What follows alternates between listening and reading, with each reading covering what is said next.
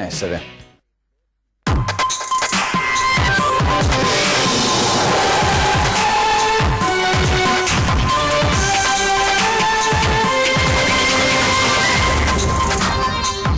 Il 22 agosto 2009 la tragedia di Falco, l'elicottero del soccorso alpino e suo è precipitato a Rio Gene dopo aver urtato i cavi della media tensione, il ricordo dei 4 operatori morti cercando di salvare vite. Crollo del ponte Morandi sulla vetrina di un negozio Benetton a Bologna, la scritta del gruppo politico Noi Resistiamo. Genova, sappiamo il nome di chi è stato, indagine della polizia. Infrastrutture no alla nazionalizzazione, sia una holding del nord-est sulle autostrade, lo dice il governatore Luca Zaia che chiede anche un investimento nazionale da 40 milioni per il ponte di Vidoro. Ucciso di botte dal marito stamane a Santa Maria di Sale, i funerali di Maila Beccarello, vittima del femminicidio di Cavardere, lutto cittadino e commozione tra i tanti presenti. Richiedente asilo nigeriano spacciava nel Moglianese a giovani anche minorenni, è stato arrestato dai carabinieri. A mano la linea dura dell'assessore alla sicurezza che caccia la carovana dei nomadi con il carro attrezzi. Il giro di vite viene da un leghista che è anche musulmano. Quasi 90 giorni di angoscia per una famiglia trevigiana che non ha più notizie di Giocondo Vilardo, svanito nel nulla durante una passeggiata nel Bellunese, ricerche sospese, la figlia lancia un appello su Facebook. Dai ghiacciai alle barene, i progetti che saranno presentati dagli studenti in occasione della 14ª edizione dell'International Student Science Conference a Venezia. Telespettatori di Antena 3, buongiorno e bentrovati, la prima edizione dei nostri telegiornali ed è un 22 agosto in cui si ricorda quanto accaduto 9 anni fa, la tragedia di Falco, l'elicottero del soccorso alpino e su è precipitato a Rio Gene, a Cortina, dopo aver urtato i cavi della media tensione. Oggi la cerimonia anche per ricordare i 4 operatori morti cercando di salvare vite umane.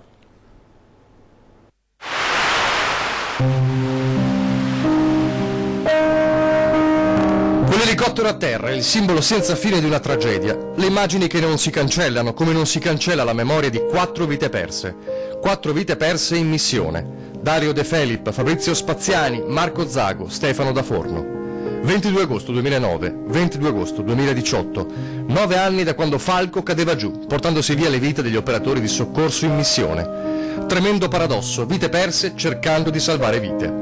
Il maledetto 22 agosto 2009, quando l'elicottero urta i cavi della media tensione nei pressi di Rio Gene a Cortina. E in un attimo è tragedia. Soccorso alpino e SUEM piombano nella disperazione. Quel giorno un violento temporale su Cortina aveva provocato una frana in una zona piena di escursionisti.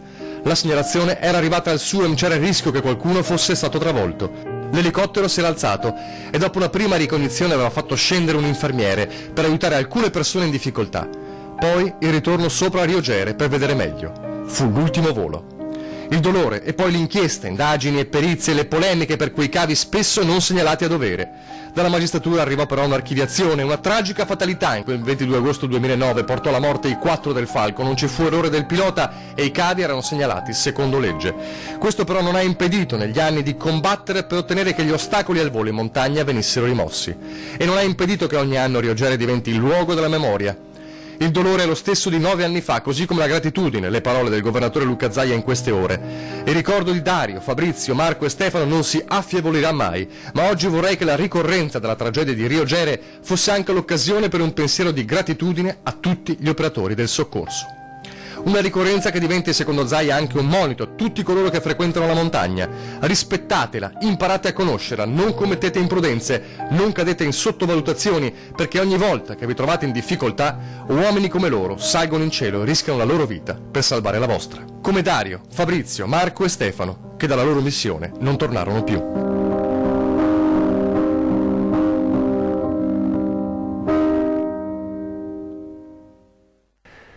La tragedia dunque di Falco e la tragedia adesso invece di Genova, l'eco ancora forte di quanto accaduto nel disastro del ponte, del crollo del ponte Morandi e poi anche le polemiche che hanno investito la famiglia Benetton e una scritta contro il gruppo Benetton con esplicito riferimento al crollo del ponte Morandi a Genova è apparsa questa notte su una delle vetrine del negozio United Colors of Benetton di Via Rizzoli nel centro di Bologna, come vediamo in questa foto dell'ANSA, prima che la scritta scritta venisse rimossa. Genova, sappiamo il nome di chi è stato, si legge nella scritta, tracciata con vernice rossa sulla vetrina laterale che affaccia su via Fossante, appunto a Bologna. Seguono la firma Noi Resistiamo, che è un'organizzazione politica che si occupa tra le altre cose di migranti e rifugiati, e il simbolo della falce e martello, scritta che, come dicevamo, è stata rimossa in mattinata ed è intervenuta per un sopralluogo la polizia.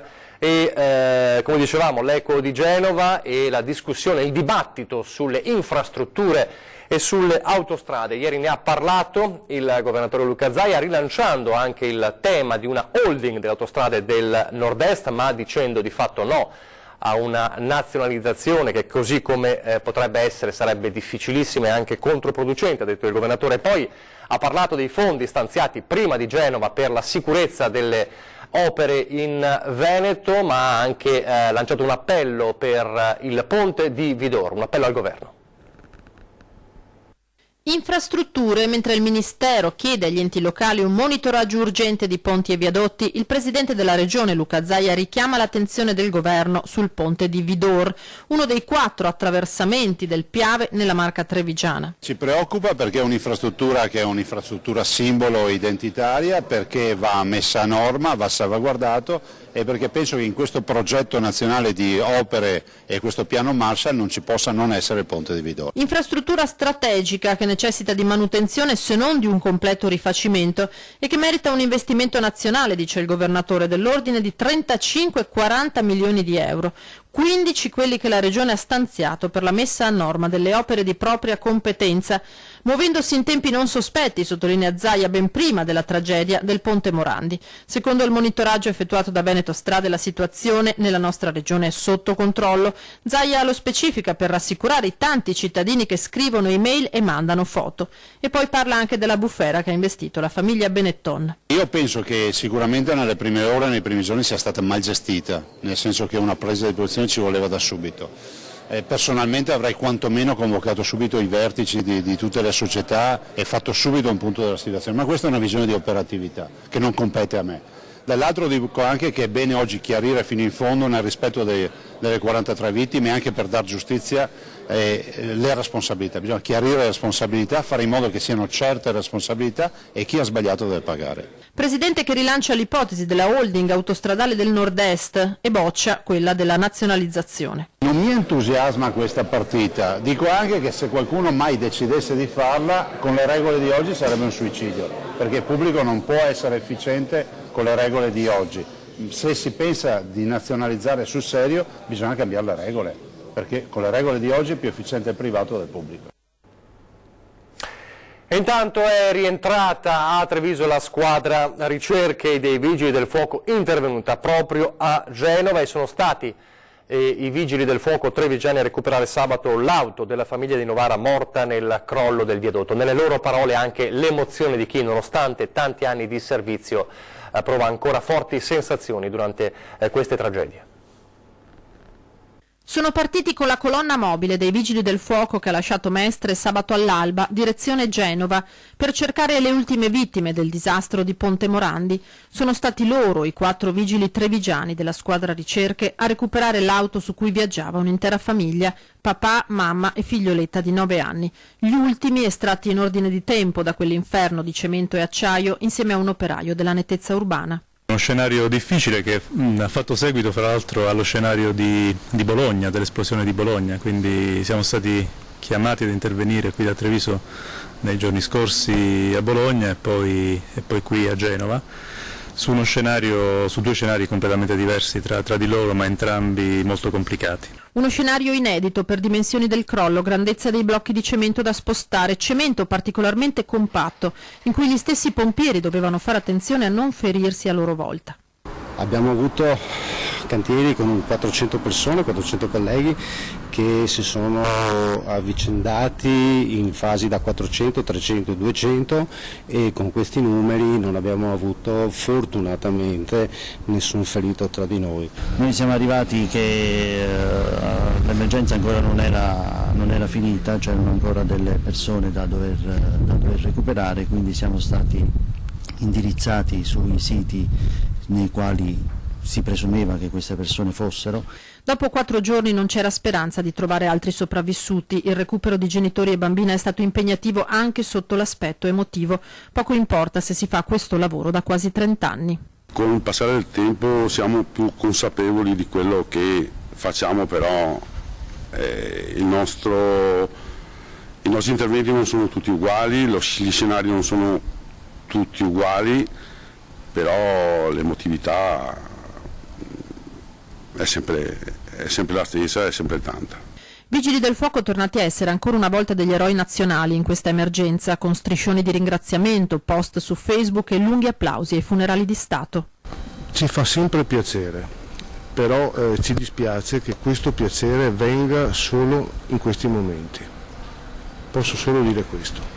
A Genova nulla sarà più come prima e non lo sarà neppure per chi porterà con sé quell'esperienza professionale e umana. Vorrei ringraziare tutta la squadra, tutte le squadre, tutti i componenti solo per l'umanità e la professionalità che hanno dimostrato nel trattare proprio i resti umani che abbiamo rinvenuto.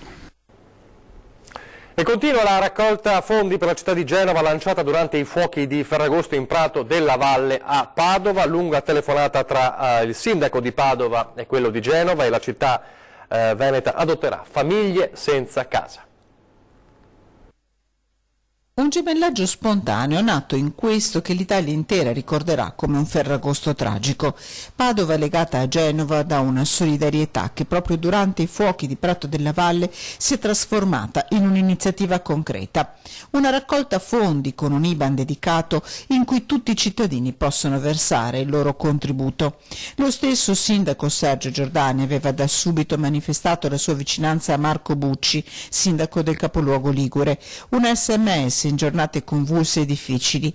Poche ore fa una lunga e cordiale telefonata tra i due per assicurare vicinanza, ma anche per capire come potranno essere usati i soldi della generosità dei padovani. Fondi che saranno affidati all'amministrazione di Genova e probabilmente andranno a sostenere l'emergenza abitativa per gli sfollati dopo il crollo del Ponte Morandi. Cittadini e famiglie padovane adotteranno cittadini e famiglie genovesi e per questo allora il sindaco Giordani chiede a tutti un contributo di generosità. Lancio un appello a tutti i padovani e a tutte le realtà che lo desiderano. Chi può ci dia una mano a mostrare coi fatti il grande cuore della nostra città. Anche un piccolo aiuto diventerà un atto concreto in favore di questi nostri fratelli di Genova. A Santa Maria di Sala adesso, dove stamane si sono svolti i funerali di Mayla Beccarello, lo ricorderete, la 37enne uccisa a Cavarzere dal marito, uccisa di botte, massacrata di botte, una cerimonia che ha visto 2 comunità in lutto, Santa Maria di Sala appunto e Cavarzere. Ha seguito questo toccante momento la nostra Anna Maria Parisi, con cui siamo collegati al telefono. Anna Maria, com'è andata allora? Sì, Nicola, è stata, come dicevi tu, una cerimonia che, come hanno detto tanti, ha letteralmente spaccato il cuore da come è stata straziante. Infatti c'erano scarpette rosse, petali di fiore a formare un delicato tappeto sul sagrato della chiesa di Santa Maria di Sala per l'addio alla povera Mayla. Me l'ha uccisa così sommessamente, a mezza voce, la mamma Marilena, visibilmente sconvolta al termine della cerimonia. Con lei presenti in chiesa l'altro figlio Alessandro, fratello di Mayla, con la sorella Alice incinta, che però non se l'è sentita di partecipare ai funerali, ma ha scritto una toccante lettera a cui ha dato voce un'amica di famiglia. Tanti comunque i parenti di Mayla presenti in chiesa, familiari che a inizio cerimonia hanno affidato a Don Paolo Cecchetto, parroco del posto, le loro riflessioni su questa morte assurda, quella di Mayla. Non sei morta invano, hanno scritto in questa lettera. Noi ti faremo giustizia reclamando a gran voce la giustizia che meriti, tu solare amante della vita e dell'amore che ti ha portato alla morte. Ecco, questa è la lettera che, come ti dicevo Nicola, ha spaccato il cuore di tutti quanti noi presenti in chiesa. Parole dolci e delicate, anche quelle usate dalla sorella Alice, che ha descritto la sorella come una grande ragazza solare e amante della vita, che parlava con tutti e amava confrontarsi con tutti. Oggi, come dicevi tu, 2 comunità in lutto, Santa Maria di Sala e Cavarzere, in chiesa, fuori ovunque, ma rigorosamente bianchi, a simboleggiare la sempre sposa Mayla. rose, orchidee, gigli, e fuori sulle sagrate, come ti dicevo, scarpette rosse, divenute il simbolo del no alla violenza sulle donne, rosse come il sangue di Mai, l'ennesima vittima di un amore speziato che invece di dolcezza e protezione le ha dato la morte. E da Santa Maria di Sale è tutto. Nicola, restituisco la linea allo studio. Grazie ad Anna Maria. Adesso parliamo di ladri che sono anche sciacalli, perché così possono essere definiti i banditi che hanno razziato un'abitazione. Siamo a Santa Lucia di Piave nel Trevigiano, un'abitazione dove da poco era morta l'inquilina, un'anziana signora. Raid di furti nelle abitazioni. A Santa Lucia di Piave diversi colpi messi a segno. Il sindaco: chi commette dei reati deve pagare. Una volta presi vanno lasciati in carcere, se stranieri rimandati a casa loro. La rabbia del primo cittadino di fronte ad un fenomeno che assolutamente dice non è in calo. L'ultimo in ordine di tempo a casa di un'anziana signora venuta a mancare qualche giorno fa. I ladri hanno fatto irruzione portandosi via diversi oggetti da casa e l'auto. Nonostante sia agosto, pensavo ci fossero le ferie per tutti, mi sono stati segnalati in queste ultime settimane dei furti in casa con sottrazione di preziosi, ma eseguiti con persone che sapevano qualcosa perché hanno lasciato la bigiotteria, e anche un furto abbastanza brutto, nel senso che indegno, in una casa in cui recentemente era scomparsa una persona anziana e quindi hanno rubato una macchina. Si tratta di una Peugeot 206 Plus rossa con targa EC641PE. L'appello dei familiari: chiunque vedesse questa macchina si rivolga subito alle forze dell'ordine. I ladri hanno rubato all'interno dell'abitazione a pochi giorni dal funerale dell'81enne. Un atto, se possibile, ancor più vile. Persone senza scrupoli che prendono di mira abitazioni non solo isolate ma anche casetta schiera. Sconfortato il primo cittadino di Santa Lucia di Piave, gli organici delle forze dell'ordine sono quelli che sono. Poi aggiungiamoci un'altra cosa, che tanto questi, se vengono presi, non rischiano assolutamente nulla in Italia, lo sanno benissimo, se ne fregano, prendono in giro le forze dell'ordine, prendono in giro per i cittadini, e chi ha il potere e il dovere di cambiare le regole prende in giro noi cittadini, perché sono anni che se ne parla, ma non mi pare che ci sia una maggior severità. Pene più severe, aggiunge, non solo. Se viene preso, quelle volte che viene preso, debba scontare una pena o debba essere, se non è di questi luoghi, rispedito a casa sua, ma non in prima classe, a calci nel sedere. Poi l'appello ai cittadini di stare attenti, di essere prudenti, di non aprire a persone che non si conoscono. Segnalare al sindaco, in questo caso hanno il sindaco insomma, che può essere raggiunto molto facilmente, perché facendo il medico un numero di telefono che hanno tutti, e segnalarlo anche alle forze di polizia, ma prima chiamate che magari facciamo un salto noi a vedere se c'è qualcuno che c'è in giro che vi sembra strano, senza fare la caccia alle streghe. Ancora la cronaca, ancora dalla Marca trevigiana. A Mogliano un richiedente asilo arrestato perché spacciava a giovani, anche a minorenni. Già conosciuto alle forze dell'ordine, ora per lui sono scattate le manette. Si tratta di un richiedente asilo, Serati Tengol, nigeriano di 26 anni, accusato di spaccio di sostanze stupefacenti. Il giovane cedeva dosi di droga a ragazzi, tra i quali anche alcuni minorenni, soprattutto nella piazza di Mogliano Veneto. Lo scorso febbraio era già stato arrestato dai militari dell'Arma all'interno della sua stanza. Nella struttura di accoglienza di Bonisiolo era stato trovato in possesso di 250 grammi di marijuana che deteneva unitamente ad un cittadino senegalese. Le indagini hanno poi accertato che tra il marzo 2017 ed il febbraio 2018 aveva spacciato numerose dosi di stupefacente. Per questo motivo a suo carico è stato richiesto dalla procura un provvedimento restrittivo che il GIP ha concesso e che gli investigatori di Mogliano hanno eseguito ieri mattina a Padova, dove il soggetto si era trasferito e dove era sottoposto all'obbligo di firma. Una breve pausa pubblicitaria, poi ancora la prima edizione del nostro telegiornale.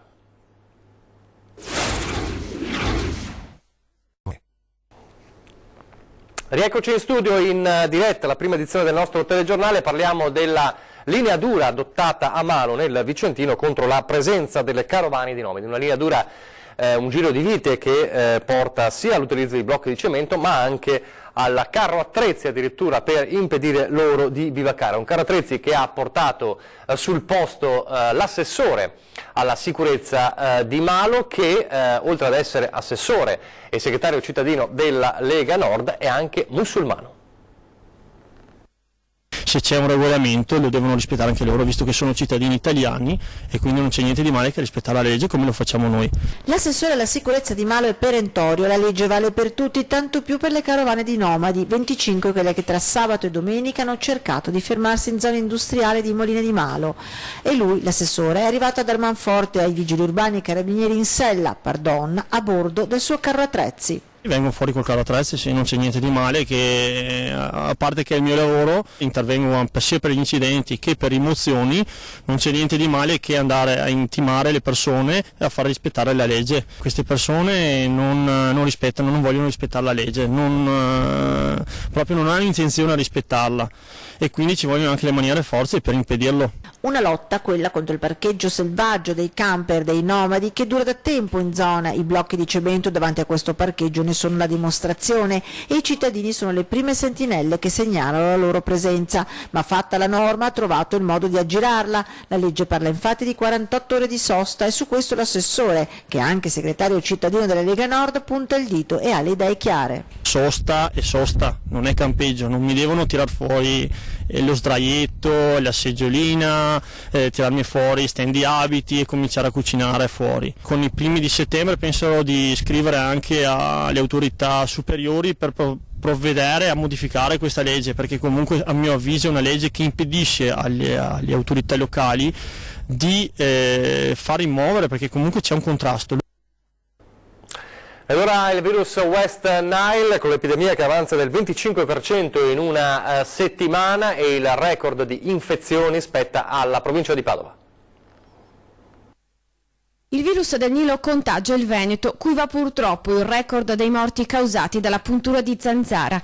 L'ultima vittima, la quinta su un totale di 9 a livello nazionale, è un uomo residente all'Arcella di 91 anni e già affetto da gravi patologie pregresse. Il bollettino diramato dalla regione conferma 105 casi di infezione da virus di West Nile, trasmesso dalla zanzara Culex pipiens.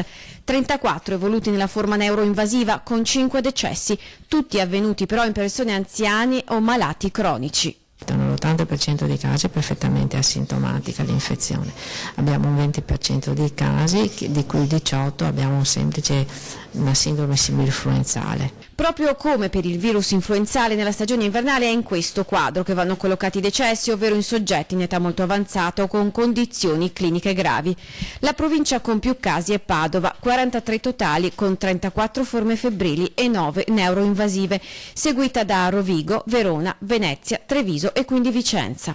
In questo momento storico chi ha questo tipo di stomatologia, che in altri contesti, in altre estate veniva sottovalutato con il classico colpo di freddo e basta, adesso si va a pensare anche a questa possibilità ed è corretto che sia questo. L'aumento dei contagi è notevole, erano 84 casi il 14 agosto, si è passati a 105 una settimana dopo, con un incremento del 25% in appena 7 giorni.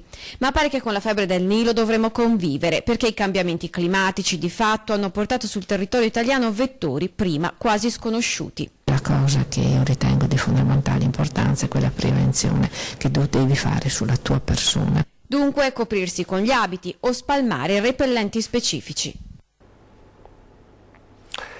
Quasi 90 giorni, quasi 3 mesi di angoscia per una famiglia trevigiana di Vittorio Veneto che cerca il proprio caro scomparso l'8 giugno scorso. La famiglia di Giocondo Ghirardo, che è svanito nel nulla ad Ospitale di Cadore nel Benounese mentre andava a Lumache, come ogni anno. È un caso che abbiamo già raccontato diverse volte e, come sappiamo, le ricerche sono andate avanti a lungo prima di essere sospese, ma la figlia di Giocondo non si arrende e allora ha lanciato un toccante appello su Facebook per ottenere un aiuto per trovare il papà. Sentiamo allora le sue parole proprio da quell'appello sui social. Sono Monica Ghirardo e la figlia di Giocondo Ghirardo. Il mio papà, che è lui, è scomparso praticamente l'8 giugno e sono 2 mesi e mezzo più o meno che si fatica anche a dormire qui, perché è una tragedia indescrivibile. Io non chiedo altro che proseguire le ricerche perché così non sapere dov'è, non sapere che fine ha fatto mio papà è una cosa che ci sta logorando tutti quanti, mia mamma, il fratello e tutti i parenti più stretti. E vorrei tanto ringraziare intanto le forze dell'ordine perché sono stati molto bravi, però insisterei con il prefetto e con chiunque possa darmi una mano per continuare le ricerche di mio papà. Vi prego, aiutatemi. Queste dunque le parole di Monica Ghirardo. Adesso cambiamo decisamente argomento, andiamo a Venezia per sapere quali sono i progetti degli studenti del Liceo Classico Foscarini per la 14ª edizione della International Student Science Conference.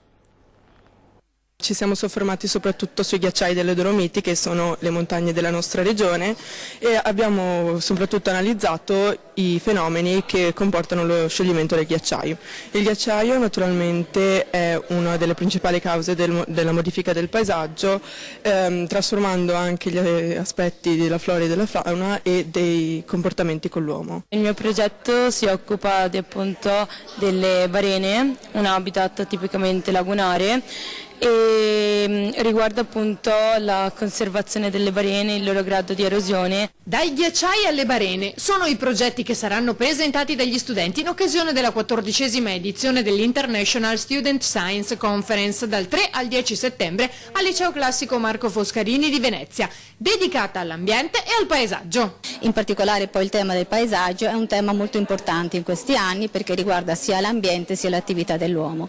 Poi i ragazzi si conoscono tra di loro, quindi c'è uno scambio culturale, quindi varie culture diverse che vengono a conoscenza, sono ragazzi di 15, 16 anni, 17 anni che si incontrano tra di loro e quindi vivono per una settimana assieme. Poi per quelli che verranno qui a Venezia ovviamente avranno la possibilità di vedere questa bellissima città. Alla settimana di studi infatti parteciperanno una sessantina di studenti provenienti da India, Cina, Taiwan, Tasmania, Hong Kong e Australia e dal liceo scientifico Benedetti di Venezia, accompagnati dai loro docenti, mentre sono circa 40 gli studenti del terzo e quarto anno del Foscarini impegnati nell'organizzazione dell'iniziativa nell'ambito dei progetti di alternanza scuola-lavoro e coinvolti in quelli che verranno presentati. Sono stata ad Hong Kong l'anno scorso insieme a altri 7 ragazzi e a 2 professori che oggi non erano presenti e abbiamo portato un progetto sul consumo d'acqua relativo alla produzione di diversi alimenti.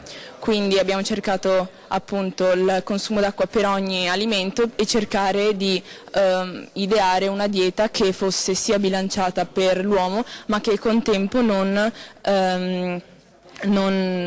facesse produrre troppa acqua e quindi troppo spreco. La cerimonia di apertura si terrà il 4 settembre alle 10:30 nella chiesa di Santa Caterina annessa al convitto Foscarini.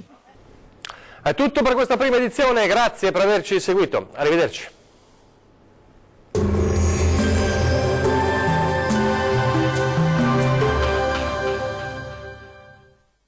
Ben ritrovati al meteo di Antenna 3. Bella giornata di sole, ma sempre con qualche pioggia sui monti. Nel dettaglio, sul Veneto sarà ampiamente soleggiato ovunque al mattino, con il cielo che si presenterà sereno o al massimo con presenza di poche nubi a carattere sparso. Col passare delle ore tempo via via più instabile sui settori alpini, con qualche breve acquazzone di calore. Temperature minime tra 20 e 23 gradi. Massime oscillanti invece tra 30 e 35 gradi circa.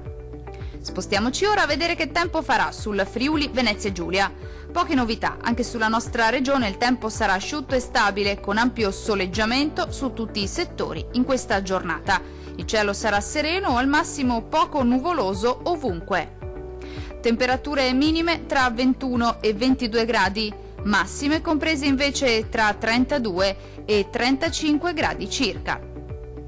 Infine uno sguardo alla situazione meteorologica del Trentino Alto Adige. Sarà una bellissima giornata all'insegna del bel tempo con ampio soleggiamento su tutti i settori, salvo per isolati acquazzoni, specie al pomeriggio, possibili sui settori meridionali della nostra regione.